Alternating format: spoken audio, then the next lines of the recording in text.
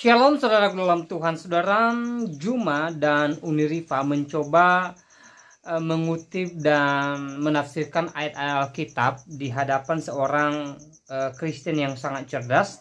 Dan saudara dalam Tuhan, akhirnya mereka tidak berkutik ketika Kristen cerdas ini menunjukkan kebotolan mereka terhadap Alkitab itu sendiri. Saudara dalam Tuhan, terjadilah perdebatan yang sangat seru dan mari kita simak, dan pastinya banyak hal yang memberkati kita bersama. Saudara dalam Tuhan, langsung kita lihat videonya dan pastinya kita ketemu like, tekan tombol subscribe dan share video ini supaya menjadi berkat bagi banyak orang. Berikut videonya. Selesaikan dulu itu si Mual. Nah, silakan Bang. Gimana? Ya nih, maksudnya gini, saya ulang Bang ya. Sorry ya. Siapa bisa memastikan atau kembali ke diri kita juga ya. Siapa bisa memastikan bahwa ruh, bukan roh ya Bapak saya, ruh. Karena manusia itu punya roh, atau binatang juga dia punya napas atau napas kehidupan, punya. Nah, siapa yang bisa memastikan binatang atau hewan itu ke bawah atau ke atas? Sebaliknya juga manusia ke atas apa ke bawah. Dan sebaliknya juga saya. Nah, karena pada dasarnya satu hakikat Allah itu adalah Esa, satu. Dan kalau saya pelajarin juga di mana aja, bahwa napas yang ditiupkan, ruh yang ditiupkan, berarti dia kembali kepada yang meniupkan. Nah sekarang kalau saya ini ibaratnya, siapa yang bisa memastikan di bawah kolong langit ini roh binatang atau hewan ke bawah atau ke atas, sebaliknya juga manusia ke bawah atau ke atas? Ini sama itu aja. Udah 4 kali ke bawah ke atas ini. Iya. Saya jawab ya. Al-Quran menjelaskan sangat jelas kepada kami umat Islam. Bagaimana kemudian Allah Subhanahu Wa Taala mengajarkan kepada kami, alladzina idza asabathum musibah. Ada penekanan di sini. Apa itu? Qalu inna lillahi wa inna ilaihi raji'un. Apa itu? Sesungguhnya apa yang bersumber dari Allah semuanya akan kembali kepada Allah. Itu dalil. Terus ada lagi. Sebelum saya balik nanya. Coba ulang Bang. Sorry. Inna lillahi wa inna ilaihi raji'un. Semua yang berasal dari Allah akan kembali kepada Allah. Nah, kalau begitu berarti kembali kepada hakikat dia semula. Yang ngapain kita ribut berarti Bang masalah agama itu doang. Karena semua nggak ada yang memastikan bahwa ini ke sana, ini ke sini kan? Karena pada dasarnya Mual, bentar. Nggak ada yang ribut dari tadi, Mual. Dari tadi itu kita diskusi. Kalau ribut nggak di sini, di pasar Budani itu yang ribut. Jangan kayak gitu. Maksudnya membahas mencari kebenaran masing-masing, karena namanya kebenaran itu kan masalahnya Anda harus memahami kembali kepada Allah itu ada dua hal. Allah menyediakan tempat bagi makhluknya. Ada yang ke neraka, ada yang ke surga. Itu dulu. Jangan Anda senang kembali ke Allah itu artinya berjoget-joget bersama Allah, enggak.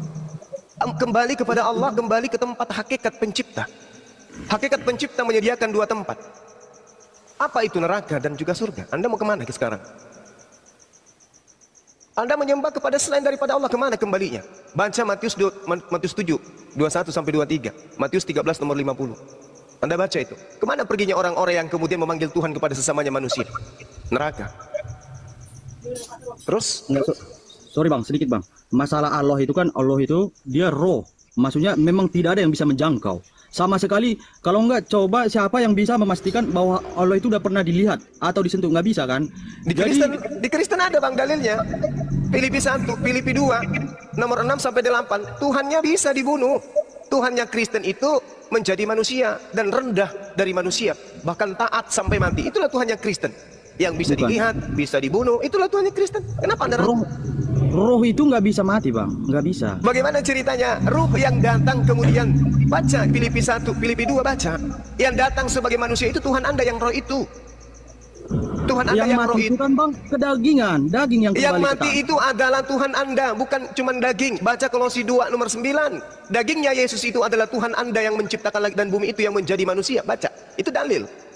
Memang secara logika Anda, akal Anda itu berkesesuaian dengan konsep Islam.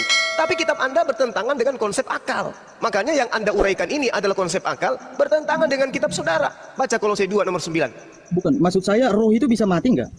Roh itu tidak bisa mati memang. Ya udah kalau gitu. Terus apakah Anda mengatakan bahwa Tuhan itu adalah roh?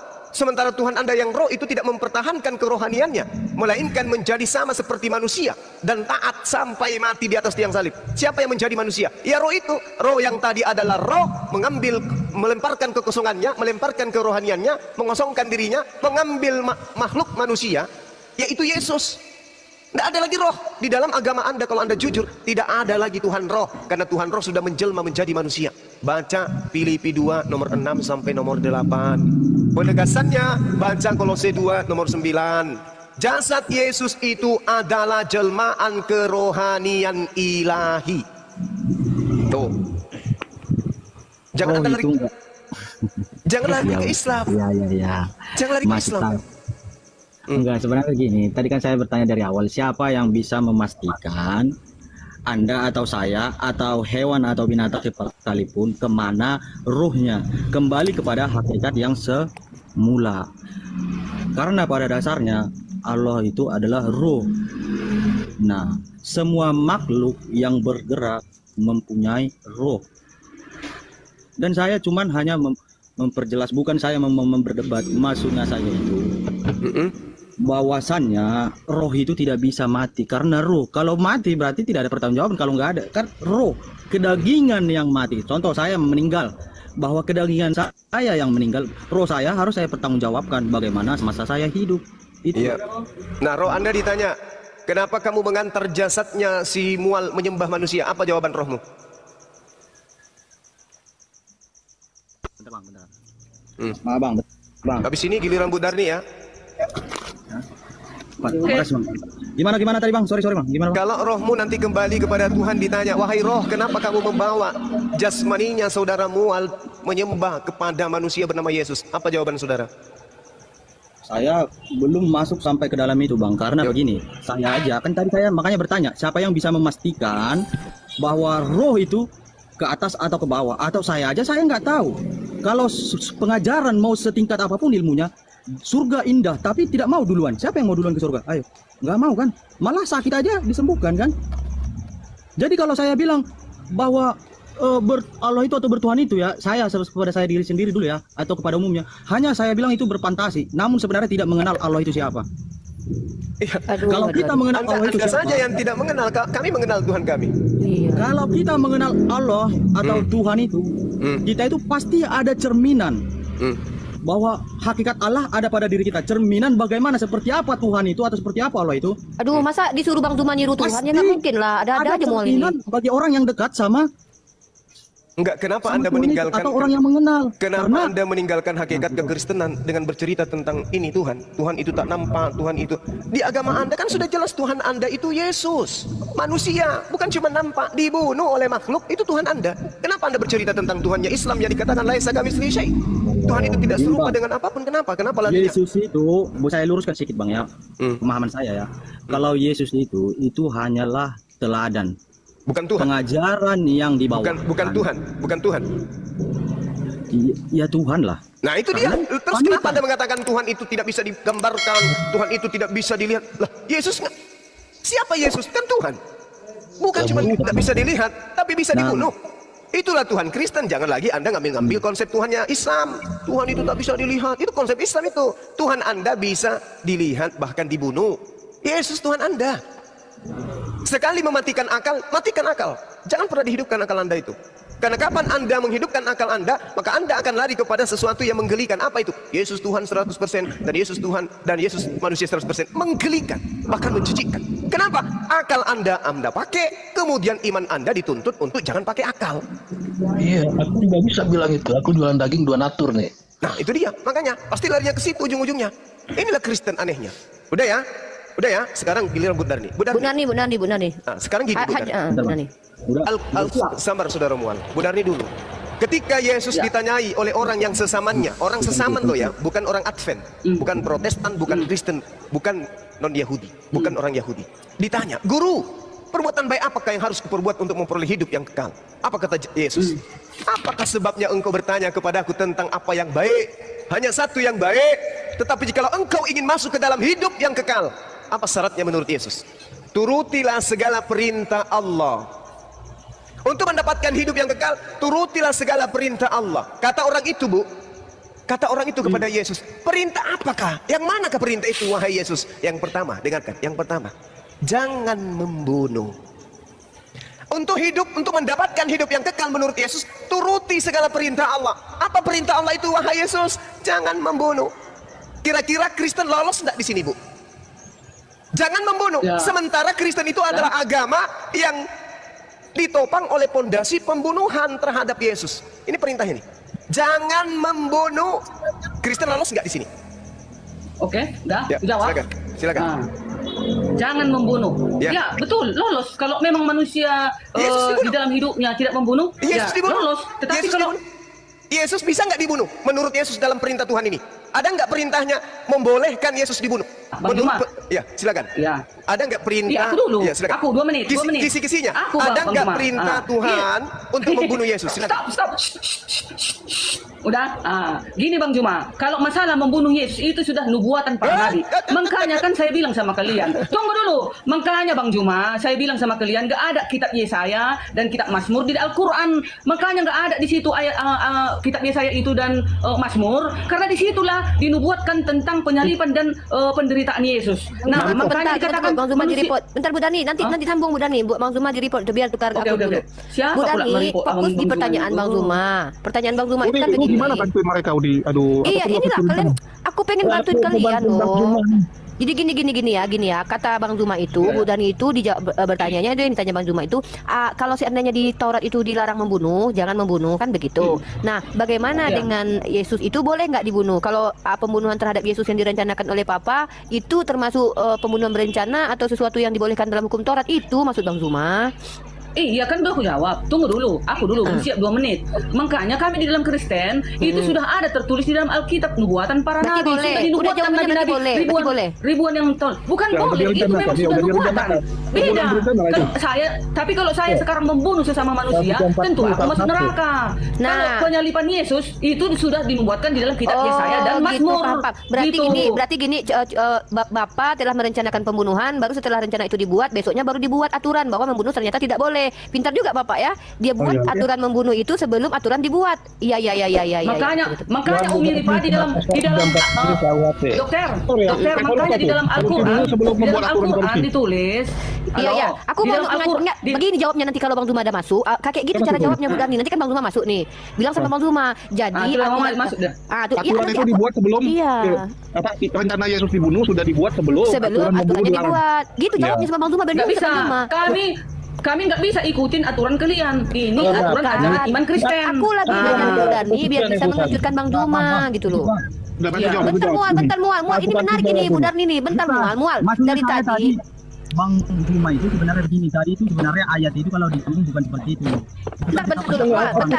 Biarkan Bang Zuma dengan Bu Dani dulu selesai. Kenapa? Karena dari tadi kau mual, dari tadi nggak ada niat mau berdebat dengan Bang Zuma. Kalau Bu Dani dia menjawab, biarkanlah Bu Dani mewakili Kristen dulu. Kau kalau memang mau menjawab, kau bawa dalilnya, kau serang Bang Zuma argumennya kayak gitu caranya. Dari tadi kau curhat. Itu Saudara kok kita. namanya diskusi. Diskusi harus debat. Iya, kita kan diskusi. Oke lah. Bu Dani lagi ajarkan Bang Zuma yang tadi itu. Cepatlah Bu Dani. Nggak sabar aku pengen lihat Bang Zuma konsep. Udah, jadi iman kami teman-teman. Makanya di dalam mananya, jangan dulu bicara semua, nanti nggak dengar satu-satu lah. Dani lah dulu. Lanjut Bu Dani, hajar. Iya. Lihat dulu, lihat di Mazmur ini. Banyak kali ayat yang menulis tentang penderitaan Yesus. Mazmur 24, 34, 35, 40. Banyak sekali, ada ratusan ayat. Coba Al-Quran kalian. Adakah ditulis Mazmur? Adakah ditulis Yesaya? Itu Bang Zuma bilang tadi Bu Dani yang tadi itu. Ya, itu jawaban orang Kristen. Jawaban orang Kristen memang disitulah dijawab kenapa Yesus dibunuh, kenapa Yesus disalib. Sudah nubuatan para nabi. Itu sudah dibuatkan ribuan tahun yang lalu. Kalau sekarang manusia kalau membunuh ya tentu masuk neraka dong. Kayak aku lah, aku bunuh Umi Rifa, aku bunuh Bang Zuma, ya masuk neraka lah aku. Kan sudah ada ayatnya hukum ke-6, jangan membunuh. Kalau katanya sekarang harus kuturuti jangan membunuh. Berbeda dengan penyaliban Yesus. Itu memang harus digenapi, itu memang harus dijalankan kan karena sudah dinubuatkan, sudah ada nubuatan para nabi gitu say. Gitu Bang jawabannya Bang. Jadi Yesus itu sudah dulu Bang direncanakan baru ayat dibuat. Lanjut Bang. Iya, baik. Teman-teman Kristen di bawah enggak usah main lapor-lapor ya. Jadi gini, Bu Darni, kalau Anda mengambil kitabnya Yahudi, mereka adalah ahli Taurat. Bu Darni bukan ahli Taurat. Mereka adalah ahli kitab. Bu Darni bukan ahli kitab. Ahli tidak pernah menarasikan seperti yang Ibu narasikan. Mari kita buktikan. Para imam-imam kepala, malah seluruh mahkamah agama, mereka ini para ahli Taurat ini, ahli kitab semua. Apa yang mereka lakukan? Tidak menjadikan kitab Yeremia, tidak menjadikan kitab Mazmur, tidak menjadikan kitab apapun yang dijadikan sebagai senjata orang Kristen membenarkan pembunuhan. Tetapi mereka melakukan apa? Mencari-cari kesaksian palsu untuk Yesus supaya Yesus dapat dihukum mati. Tolong pakai nalar. Kalau nubuatan yang Anda maksud itu benar, imam-imam tidak akan menggunakan kesaksian-kesaksian palsu. Karena di dalam kitab mereka sudah ada dinubuatkan pembunuhan terhadap Yesus. 1. Matius 5 nomor 22. Tetapi aku berkata kepadamu, setiap orang yang marah terhadap saudaranya harus dihukum mati. Ini harus dihadapkan ke mahkamah. Mereka yang mengatakan saudaranya kafir baru bisa dihukum mati. Yesus tidak pernah mengatakan itu kan? Lalu apa? Kenapa Yesus ini kemudian? Di dalam Matius 26 nomor 59 ya tadi itu yang saya katakan bahwasanya Yesus itu dihukum mati karena kesaksian-kesaksian palsu. Bu Darni belum lahir, ini sudah 2000 tahun lalu. Mereka paham Ibrani, mereka paham kitab suci, mereka mengerti daripada kitab, mereka digelari ahli kitab. Kenapa mereka kemudian melakukan kesaksian palsu? Kalau memang ada nubuatan Yesus harus mati di atas tiang salib. Itu 1, itu 2. Kemudian Bu Darni, di dalam kitab ibu sendiri menerangkan, jikalau engkau ingin masuk ke dalam hidup, turutilah segala perintah Allah. Yesus mengatakan kepada orang sesamanya, turutilah segala perintah Allah. Tidak ada perintah Allah bunuh Yesus, gak ada perintah Allah untuk melakukan pembunuhan terhadap Mesias. Tidak ada perintah Allah untuk supaya membunuh orang yang tidak bersalah. Malah Tuhan mengatakan dalam Keluaran 23 nomor 7, jangan engkau membunuh orang yang tidak bersalah. Apa kesalahan Yesus rupanya? Sampai-sampai imam-imam, mahkamah semuanya melakukan kesaksian-kesaksian palsu. Dibuktikan karena Yesus itu tidak punya kesalahan. Demi supaya dia dibunuh, mereka melakukan kesaksian-kesaksian palsu, melanggar perintah Tuhan. Jadi Kristen tidak bisa lolos. Kenapa? Pembunuhan terhadap Yesus itu adalah pelanggaran terhadap firman Tuhan. Segala sesuatu yang melanggar firman Tuhan tempatnya di neraka. Siapa yang mengimani pelanggaran terhadap firman Tuhan adalah sebuah kebenaran, dia adalah perpanjangan tangan iblis. Coba, bagaimana Anda bisa meloloskan Yesus ini? Melalui firman Tuhan. Kalau Anda mengatakan nubuatan, ahli Taurat, ahli kitab, para imam, mahkamah-mahkamah agama jauh lebih paham daripada Ibu Darni. Kenapa harus kesaksian palsu? Kenapa? Silakan. Udah, aku ya. Tadi Bang Juma bilang Yahudi mencari kesalahan-kesalahan Yesus yang akan dihukum mati. Udah pasti Yahudi mencari-cari kesalahan Yesus. Karena apa? Karena sudah banyak pengikut-pengikut Yesus pada zaman itu. Jadi Yesus itu dihukum karena apa? Mengatakan aku adalah anak Allah. Kan katanya, aku adalah Mesias. Kan itu katanya. Makanya dia dihukum mati. Dan juga dihukum mati karena kesaksian palsu. Yesus dihukum mati karena kesaksian palsu. Betul lah. Memang kesaksian palsu lah Yesus maka dihukum mati. Turutilah segala perintah Allah. Memang iya harus kita wajib menuruti perintah Allah. Jadi hukum 10 itu tidak bisa ditukar-tukar. Tidak bisa itu diganti-ganti. 10 hukum itu adalah hukum Allah. Hukum kekekalan abadi. Sampai kelak Yesus datang ke bumi ini. Itu hukum 10 tidak bisa ditukar-tukar. Pembunuhan terhadap Yesus adalah melanggar firman Tuhan. Memang iya yang membunuh itu tetaplah melanggar firman Tuhan. Karena Yesus tidak bersalah. Yesus adalah suci. Di dalam Al-Quran dan di dalam Alkitab dicatat bahwa Yesus itu adalah kudus. Yesus itu adalah suci. Makanya kami orang Kristen mengatakan dia adalah juru selamat. Bukan orang Kristen yang mengatakan dia juru selamat. Memang sudah tertulis di dalam Yesaya tadi 43 ayat 11. Elohim sendiri mengaku bahwa aku adalah juru selamat. Tidak ada yang lain. Itulah Yesus turun ke bumi menjadi manusia. Itulah Elohim. Elohim itu rohnya, kalemnya, firmannya diturunkan ke bumi ini menjadi manusia. Bu, jangan sampai wones Ibu di sini tadi malam udah aku bilang. Enggak apa-apa. Mau wones, mau tunggal, mau apa yang penting Yesus adalah Tuhan dan juru selamat. Tidak ada yang lain. Sebenarnya Tritunggal dan Wones hampir itu kakak beradiknya itu. Seharusnya mereka itu jangan berantem, jangan tumbuh-tumbuhan. Mereka pauk semua, mereka bodoh. Padahal satu Tuhan kami, Yesus Kristus. Seharusnya mereka enggak cakap-cakapan. Hanya doktrinnya yang beda-beda sedikit. Hanya sebenarnya satu tujuannya itu Yesus, Tuhan dan juru selamat. Oke. Ya udah Wones di Bang Juma, silakan Bang Juma. Soalnya kemarin masih menyangkal dia Bang. Kemarin dia Wones di akhirat saja, di dunia dia Tritunggal Bang. Sekarang udah Wones kafah dia Bang. Lanjut Bang Juma. Iya. Jadi coba Anda buka Lukas 23 nomor 2. Penyebab Yesus itu dijadikan tersangka dengan kesaksian-kesaksian palsu itu sebenarnya apa? Bukan karena nubuatan, bukan karena dia Tuhan datang menjelma manusia. Tetapi orang-orang Yahudi merasa terancam karena perpuluhan berkurang. Oleh karena jemaat berpindah ke Yesus. Di situ mereka mulai menuduh Yesus. Mereka berkata, kami dapati orang ini menyesatkan rakyat. Yesus menghasut orang supaya jangan membayar pajak kepada kaisar. Sebab kata-kata mereka, Yesus ini adalah Kristus seorang raja. Ini sebabnya Yesus ingin kemudian dihilangkan. Bukan karena dia Tuhan, tapi karena Yesus memberi pengaruh kepada jemaat-jemaat Yahudi. Sehingga para jemaat tidak bayar perpuluhan kepada kekaisaran. Orang-orang berpindah kepada Yesus. Makanya di dalam Matius 29, sebab Yesus mengajar mereka sebagai orang yang berkuasa, tidak seperti ahli-ahli Taurat mereka. Yesus berbeda. Orang-orang berpindah ke Yesus karena di Yesus tidak ada perpuluhan. Dia tidak diwajibkan kemudian membayar upeti. Sementara ketika mereka ikut kepada imam-imam, mereka diwajibkan membayar kemudian pajak kepada kaisar. Ini sebabnya Yesus harus dihilangkan karena pengaruhnya semakin luas. Orang lebih banyak percaya kepada Yesus disebabkan karena Yesus memiliki mukjizat. Bunuh dia, lakukan kesaksian-kesaksian palsu. Sudah kubacakan kepada ibu. Matius 26 nomor 59. Imam-imam bahkan semua mahkamah Israel memberikan kesaksian palsu agar Yesus dihilangkan. Tidak ada unsur ketuhanan, tidak ada unsur dosa waris harus dibasmi, tidak ada unsur dosa warisan mau dibasmi, tidak ada. Ini murni ajaran Yahudi. Nanti setelah ajaran ini dijual ke Roma dan Yunani, berubah dia. Yang tadinya karena pajak, karena persaingan perpuluhan, karena politik, berubah menjadi apa? Terkutuk di atas tiang salib untuk menebus kita, untuk dosa waris kita, untuk sebagai juru selamat kita. Ini ajaran apa? Kok berbeda dengan keadaan yang sesungguhnya? Ajaran yang dibuat-buat berikutnya adalah ajaran yang tidak sesuai dengan prinsip histori keadaan yang sesungguhnya. Itu coba. Sementara Al-Quran menarasikan, saya kasih Al-Quran. Al-Quran sebagai umat Islam harus berpegang di dalamnya. A'udzubillahi minasyaitonirrajim. Bismillahirrahmanirrahim. Wa likulli ummatin ja'alna mansakan liyazkuru ismallah ala ma razaqahum min bahimatil an'am. Fa ilahukum ilahu wahid falahu aslimu wa basyiril muhbitin. Itu dijelaskan. Bagi setiap umat telah kami syariatkan penyembelihan kurban agar mereka menyebut Allah. Begitu juga di dalam Yeremia 1 nomor 2. Katakan kepada orang Israel ketika mereka ingin mempersembahkan kurban kepada Tuhan mereka, ajarkan mereka untuk mempersembahkan hewan ternak. Sama dengan Al-Quran. Kristen muncul, Yesus disalibkan, dipersembahkan. Untuk apa? Untuk dosa waris. Wah, ajaran dari mana piye? Ini jelas sekali pertentangannya. Maka saya katakan kepada ibu, andai Ibu Darni hidup sesama dengan Yesus, ketika kemudian ibu duduk berdampingan dengan Yesus, ibu tanya, wahai guruku Yesus, bagaimana caranya aku memperoleh hidup yang kekal, wahai guruku Yesus? Yesus akan menjawab, wahai Ibu Darni yang cantik dan sedikit bahenol, jikalau engkau ingin masuk ke dalam hidup, wahai Ibu Darni, turutilah segala perintah Allah. Ibu Darni akan bertanya kepada Yesus, wahai Tuhanku Yesus, apa saja perintah Tuhan itu? Jangan engkau membunuh, wahai Ibu Darni. Seketika setelah ibu mendengarkan perintah ini dari Yesus, jangan membunuh wahai Ibu Darni. Tiba hari, 1 hari, 2 hari, 3 hari, tiba-tiba muncul komplotan membunuh Yesus. Ibu ikut serta enggak dalam pembunuhan itu?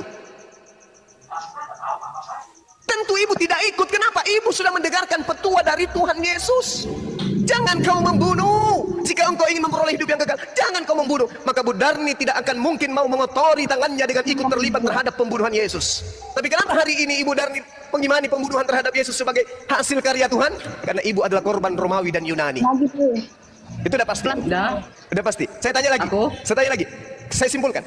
Andai saja ibu hidup sesama Yesus dan bertanya kepada Yesus, bagaimana caranya saya bisa memperoleh hidup kekal, wahai Tuhan Yesus? Yesus mengatakan, Bu Darni, jangan engkau membunuh. Kira-kira atas pembunuhan yang terjadi terhadap Yesus pada saat itu, Bu Darni ikut terlibat nggak? Silakan. Begini Bang Juma, kan udah berkali-kali juga aku bilang, gak ada loh buku Yesaya di Al-Quran kalian. Jadi gak ada diinformasikan tentang penyaliban Yesus dan peristiwa penyiksaan terhadap Yesus. Yesaya 53 ayat 10.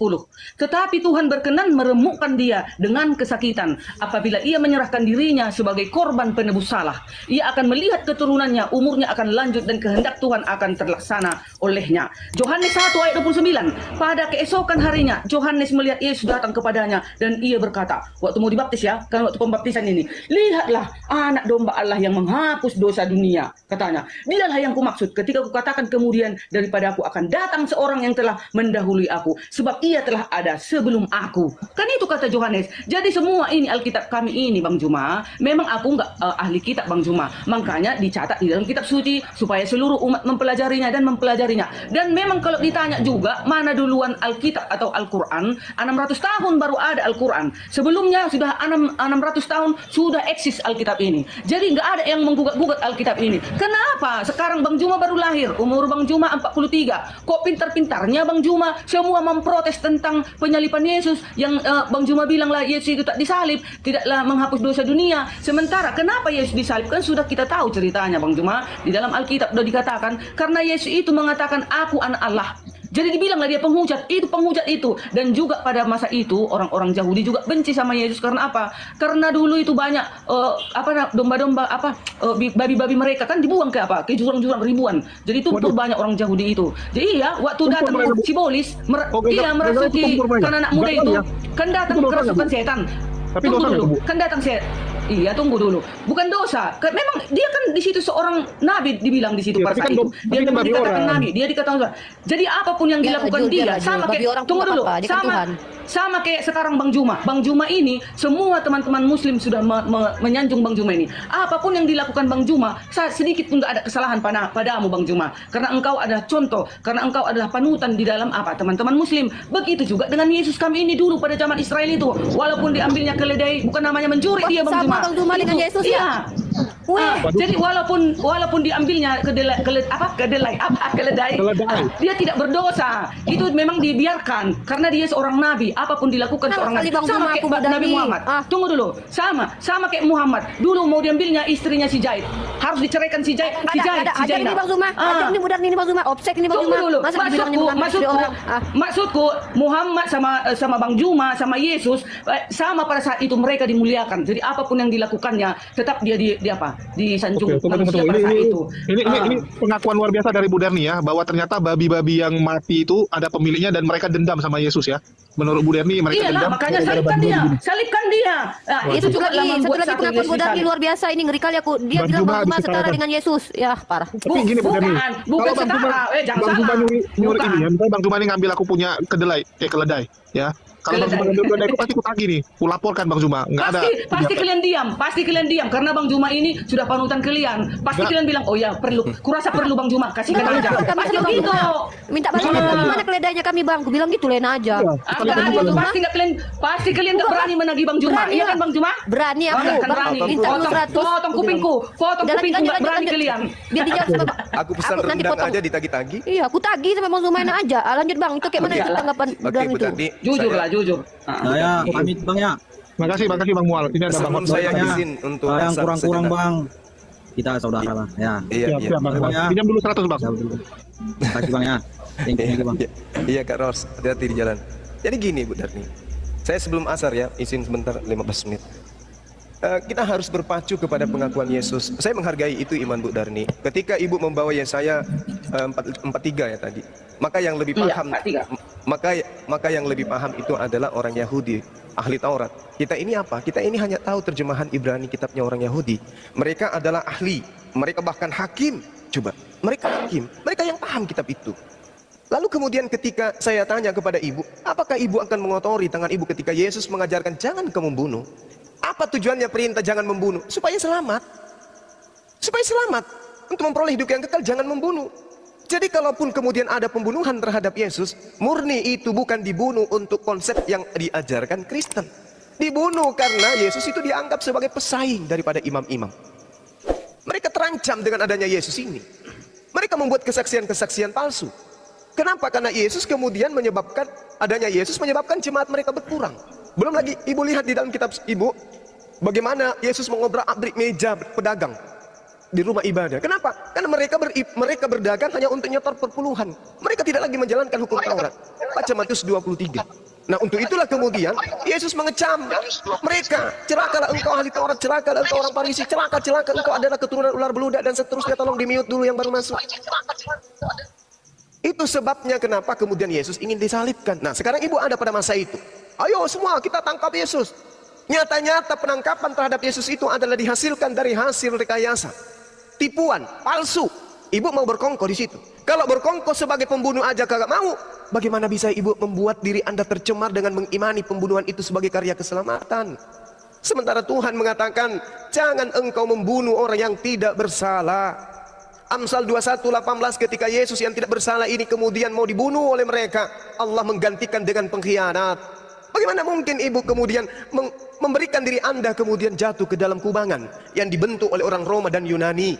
Setelah mereka kemudian beratus tahun bahkan beribu tahun mengimani ajaran Romawi dan Yunani, muncul tokoh di antara mereka yang tidak sepaham karena tidak rasional, maka membuat sekte baru bernama Advent. Apa itu? Seakan-akan Yudaism. Ada apa? Apakah Advent itu berasal dari Yahudi? Tidak. Advent itu adalah pecahan dari ajaran Kristen itu sendiri. Karena di situ sudah ada orang yang menyadari ini salah. Ini salah. Tidak mungkin seperti ini. Tidak mungkin. Maka mendirikan ajaran baru bernama Advent. Nah, seperti yang saya uraikan tadi, Bu Darni. Kalau Ibu Darni hidup sesama Yesus, apakah mungkin Anda akan meninggalkan konsep hidup kekal? Turutilah segala perintah Allah. Di antaranya jangan membunuh. Yahudi yang benar-benar menjalankan perintah Allah tentu tidak akan mungkin membunuh Yesus. Kalau mereka semua adalah orang yang taat kepada perintah Allah, maka tidak ada pembunuhan terhadap Yesus. Karena ada di antara mereka orang munafik, pendosa, maka Yesus disalibkan. Berarti penyaliban terhadap Yesus ini adalah karya setan. Karya saksi palsu, karya setan. Jadi siapa yang mengimani karya setan, dia adalah pengikut setan.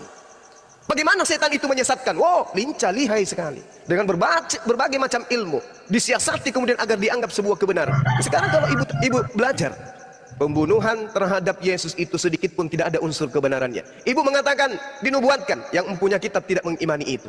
Ibu mengatakan untuk nebus dosa, Yesus tidak pernah mengajarkan itu. Jadi apa polanya kemudian? Ya imani saja. Imani saja. Mempertahankan dengan asumsi, mempertahankan dengan alibi, mempertahankan dengan dalih, tetapi tidak bisa membuktikan secara absolut. Ini coba. Bagaimana aku bisa memperoleh hidup yang kekal? Turutilah segala perintah Allah. Apa perintah Allah itu? Jangan membunuh. Berarti Yesus nggak boleh dibunuh. Kalau ada yang memaksakan Yesus dibunuh, Tuhan pasti selamatkan. Tuhan pasti selamatkan. Nah, itulah yang diterangkan di dalam Mazmur 91. Tuhan menyelamatkan Yesus. Begitu juga di dalam Al-Quran surah Al-Maidah ayat Surah Nisa ayat 157. Saya kira gitu, Bu Darni, Dinda Rifat, tolong sementara saya izin sholat. Siap, Komandan. Saya mau membantu mereka ya, tapi nggak apa-apa lah, saya bantu aja mereka. Jadi teman-teman Kristen, tolong ya, kalau Bang Zuma itu mau melawan Bang Zuma, pakailah dalil, ya, pakai logika pun boleh, nggak apa-apa. Tapi jangan pakai asumsi. Kenapa? Aduh, sudah aku bilang bertahun-tahun sudah berdebatnya dia, nggak ada. Kalau asumsi kalian susah kalian menang ya. Pakailah ilmu. Kalau data masih bisa kok. Pakai data yang penting yang penting sampai terdiam, nggak bisa jawab. Kalau perlu, iya. Umi, kan adanya tadi datanya, datanya betul. Kalau Bu Darni luar biasa, Bu Darni nggak ada yang mampu mengalahkan. Tapi kali ini aku kayaknya mampu ini. Bu Darni tadi bilang nggak ada kata juru selamat selain kepada Yesus dalam kitab Bu Darni gitu. Iya. Betul nggak? Tapi betul. Aku mau tunjukkan ternyata Bu Darni salah. Kalau mampu aku tunjukkan ada juru selamat selain Yesus dalam kitab Bu Darni, maukah Bu Darni memotong rambutnya jadi model pendek? Boleh, iya. Gonjes ku buat, ya. Gonjes ya. Dengar kawan-kawan ya. Bu Darni akan menggonjeskan rambutnya kalau seandainya dia. Oke, baik. Bu Darni coba buka Yesaya pasal 19 nomor 20. Yesaya. Siap-siap kalian lihat Bu Darni gonjes besok. 19 ayat 20. Oke. Nah, gonjes Tapi kalau nggak itu nanti ayatnya, Umi Ripa berani buka jilbab kalau apa? Nggak boleh aku nggak boleh buka jilbab, nggak boleh aku. Jadi kenapa aku dihukum Umi Ripa enggak? Kan Bu Darni nggak berdosa, kalau botak pun nggak berdosa. Kalau aku berdosa, aku nggak berani aku nantang lah, jangan kayak gitu. Kalau yang Bu Darni nggak berdosa nggak apa-apa. Kalau aku kan nggak mau aku. Ini. Oke lah, 19 ayat 20. Ini judulnya ucapan ilahi terhadap Mesir. Ini yang bicara ilahi ya, ucapan ilahi terhadap Mesir. Yesaya 19 ayat 20. Nong ning nong ayat 20. Ya, mana dia? Nong ning nong. Ayat 19 dulu ya. Pada waktu itu akan ada mesbah bagi Tuhan di tengah-tengah tanah Mesir, dan tugu peringatan bagi Tuhan pada perbatasannya. Ayat 20.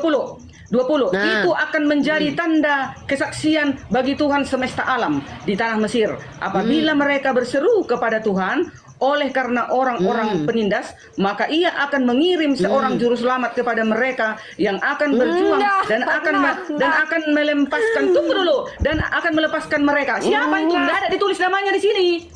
Itu juru selamat. Hanya aku juru selamat. Tidak ada yang lain, katanya. Iya, kutanya. Bentar. Okay. Siapa yang menyelamatkan Bani Israel dari tanah Mesir, kutanya?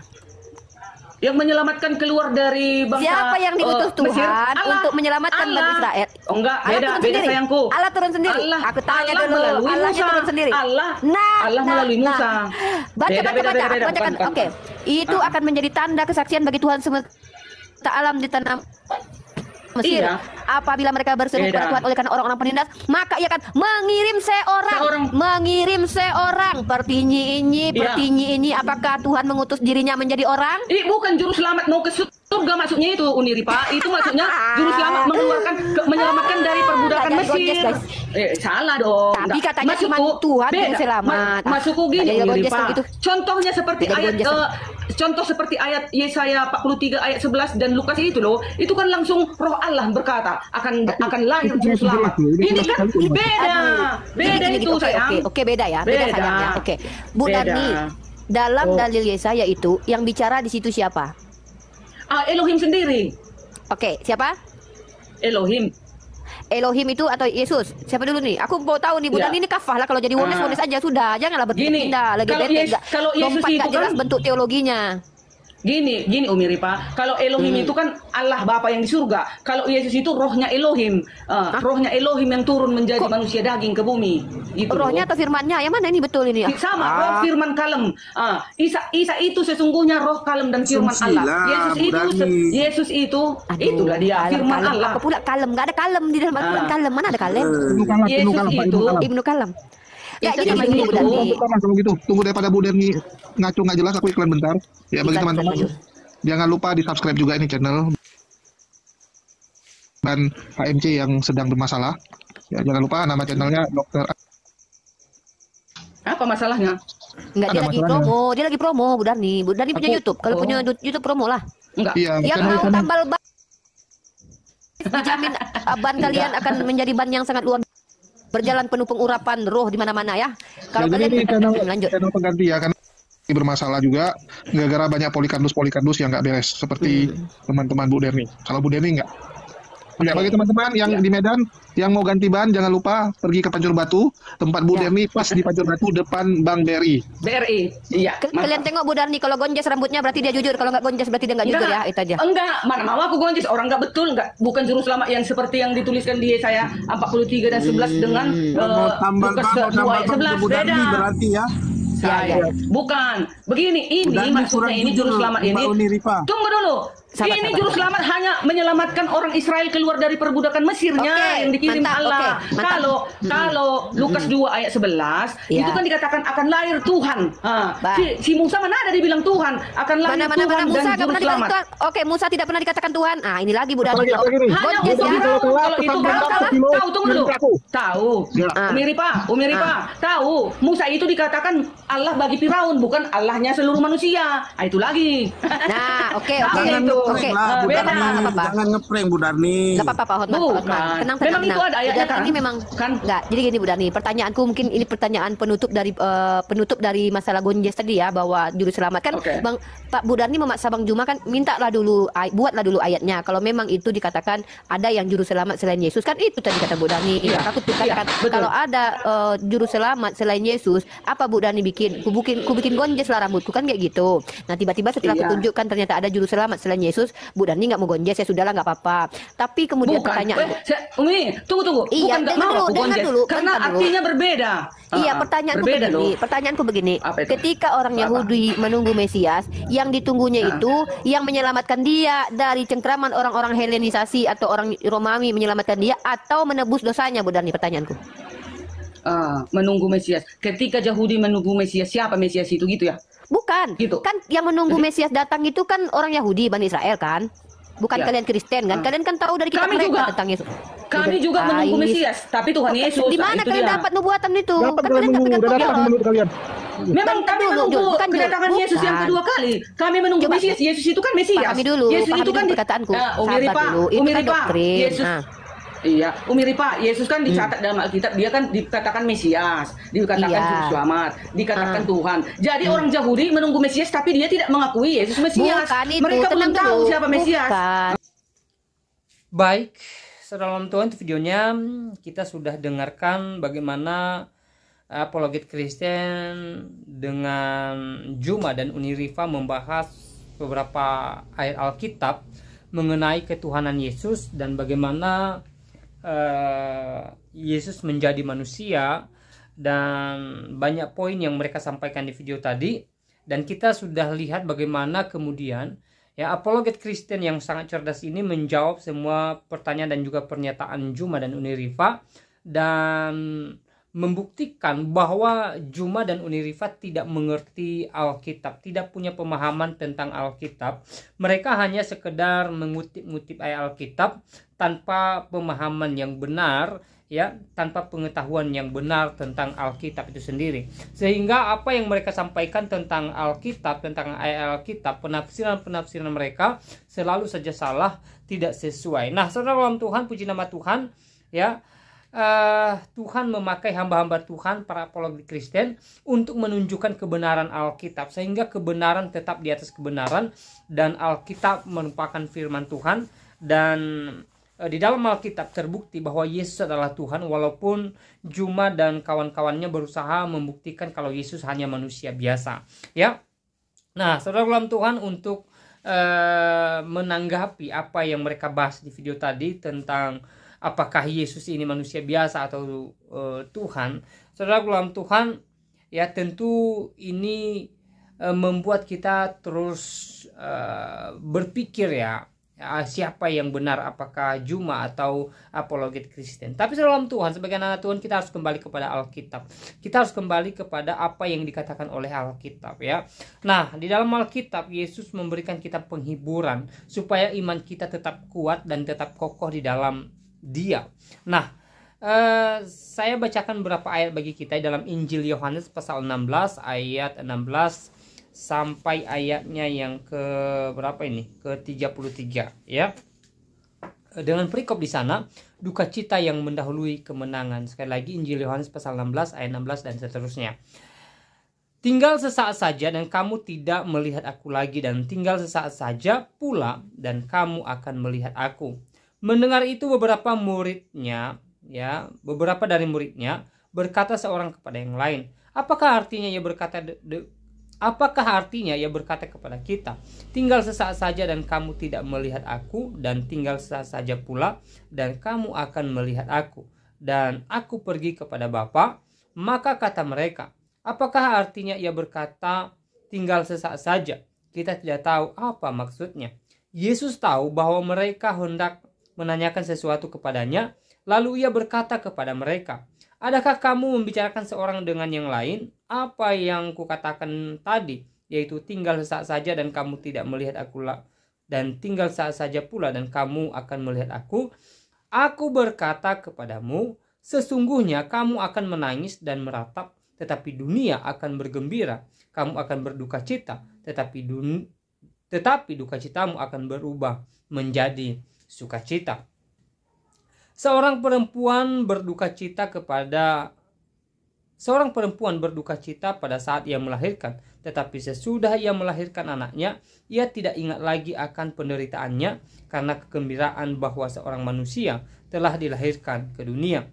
Demikian juga kamu sekarang diliputi duka cita, tetapi aku melihat kamu lagi dan hatimu akan bergembira, dan tidak ada seorang pun yang dapat merampas kegembiraanmu itu daripadamu. Dan pada hari itu kamu tidak akan menanyakan apa-apa kepadaku. Aku berkata kepadamu, sesungguhnya segala sesuatu yang kamu minta kepada Bapa akan diberikannya kepadamu dalam namaku. Sampai sekarang kamu belum meminta sesuatu pun dalam namaku. Mintalah maka kamu akan menerima, supaya penuhlah sukacitamu. Semuanya ini kukatakan kepadamu dengan kiasan. Akan tiba saatnya aku tidak lagi berkata-kata kepadamu dengan kiasan, tetapi terus terang memberitakan Bapa kepadamu.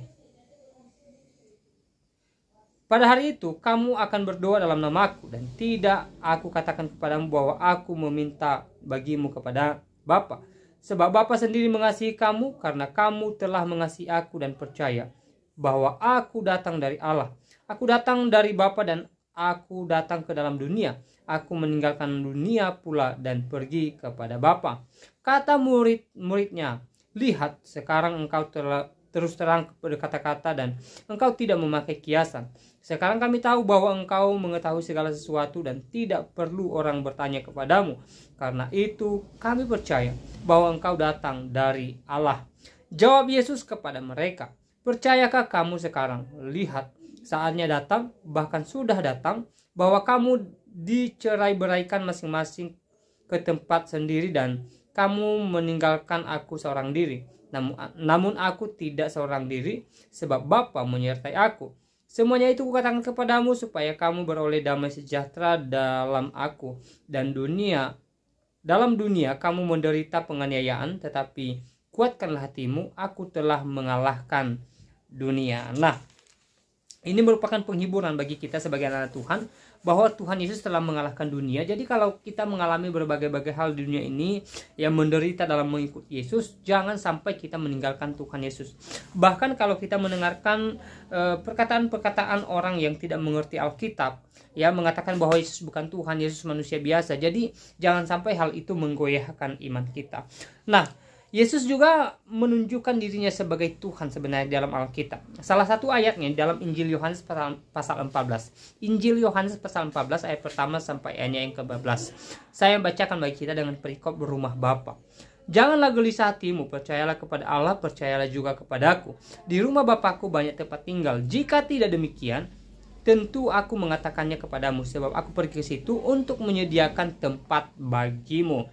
Dan apabila aku telah pergi ke situ dan telah menyediakan tempat bagimu, aku akan datang kembali dan membawa kamu ke tempatku, supaya di tempat di mana aku berada, kamu pun berada. Dan kemana aku pergi, kamu tahu jalan ke situ. Kata Thomas kepadanya, Tuhan, kami tidak tahu kemana engkau pergi. Jadi bagaimana kami tahu jalan ke situ? Kata Yesus kepadanya, akulah jalan dan kebenaran dan hidup, tidak seorang pun yang datang kepada Bapa kalau tidak melalui aku.